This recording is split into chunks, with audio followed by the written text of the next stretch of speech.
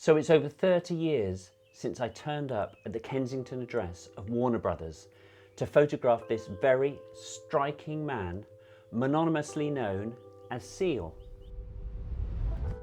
He was a huge and gentle giant, but not yet the global star that he would become. He'd sung on the track Killer by Adamski, and in the video he featured really prominently, and he'd started to get noticed, to garner some attention.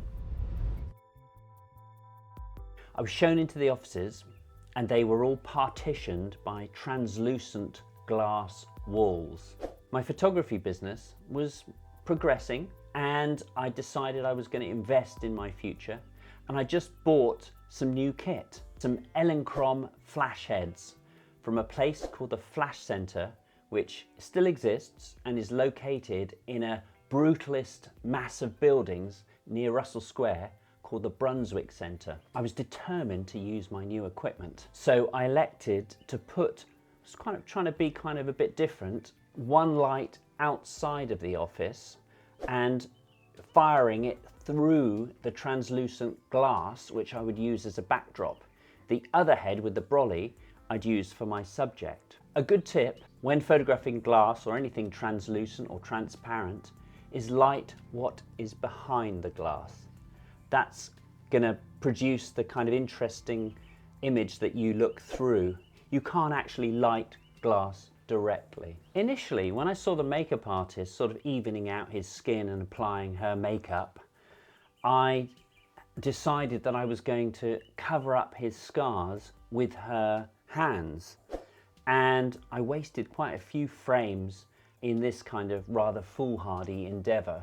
I mean, looking back at the pictures now, the white skin of her hands on the black skin of Seal is just plain cliched, and actually covering up the scars, the kind of essence, the kind of specialness about Seal was just plain stupid.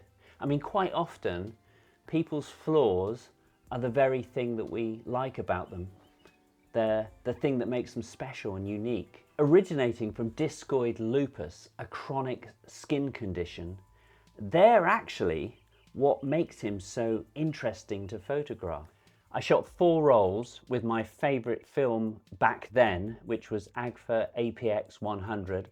It was very fine grain and great to work with. I used to develop it in Rodinal, which was their developer, Agfa's developer. I also shot a roll of colour transparency, which is very difficult to work with because you have to get the exposure perfect. Back then I was still at a point in my career when I was excited to see my work published. And you can imagine my delight when the record company, Warner Brothers, got in touch. They wanted to use the picture for their press and publicity. I suggested the princely sum of £75. The following year, he won 3 Brit Awards: Best British Male, Best Video, Best Album, and went on in his career to sell more than 20 million copies of his albums. I guess this is one where you live and you learn. And in fact, this picture was never even published. You know, I was such a terrible editor that I wasn't even able to recognize, I didn't even put it in my portfolio. As I said, you live and learn.